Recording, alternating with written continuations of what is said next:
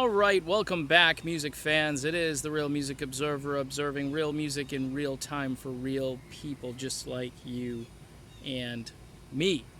Uh, Ted Nugent is kind of in the news today. I retweeted an article from ultimateclassicrock.com having to do with Ted more or less saying that political correctness is keeping him out of the Rock and Roll Hall of Fame.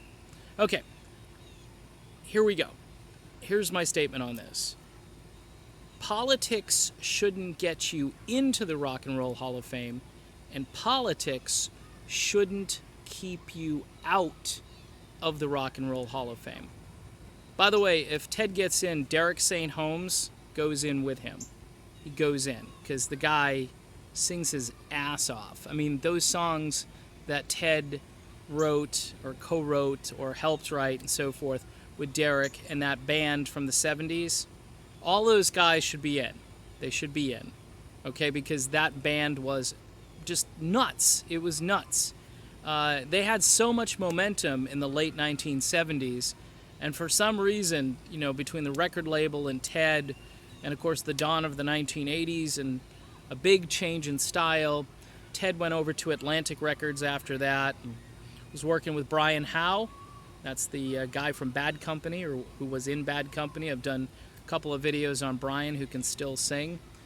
Ted's got really good taste in vocalists, and I think individually, yes, Ted should be in the Rock and Roll Hall of Fame, no question.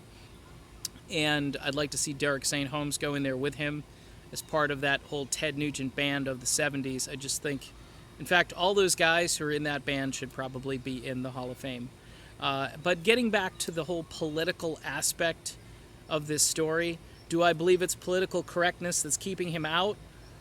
I don't know if I'd use that term. I would just say I'd call it political discrimination. I mean, if you're going to, say, put a band in there who's very political, an artist that's very political, then you're saying to everybody that this type of political content is what helps get you into the Rock and Roll Hall of Fame. Ted's political, and I've kind of railed, you know, if you go to a Ted Nugent concert, though, and it's kind of like you know what you're getting. You know what I'm saying? It's kind of like when you turn on the radio and you hear a conservative talk show host talking. That's what you're getting. Okay, so you kind of know. If a band's had a history, though, of sort of being apolitical, like Journey, for instance, you know the band Journey? Yeah, Journey, okay?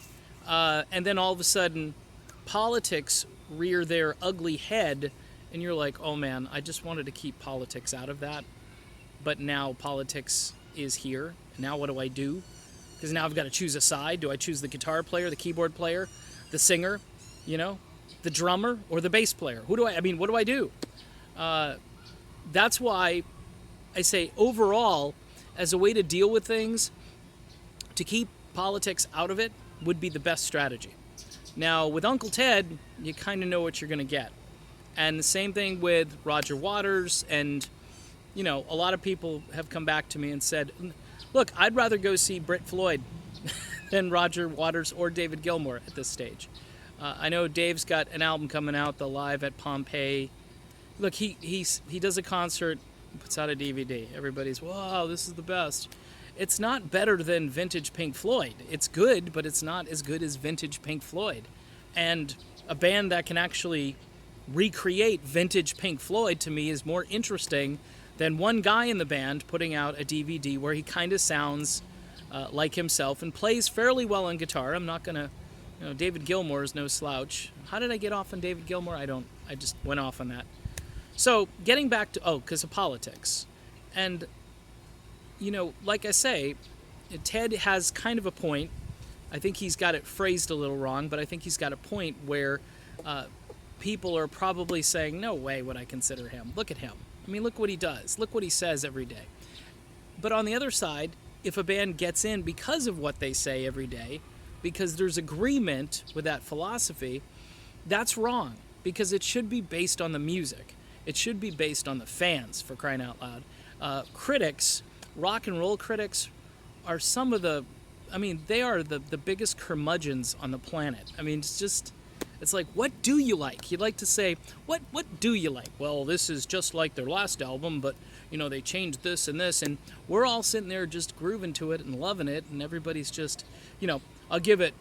I remember those publications rating it. I give it like 2 stars.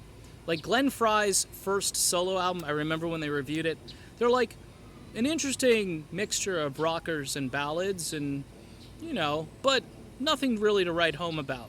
2.5 stars. I listened to it today. I'm like, there's not a bad song on it. I'd give it 5 stars. The late Glenn Frey. His first album's called No Fun Allowed. Not a bad track on it.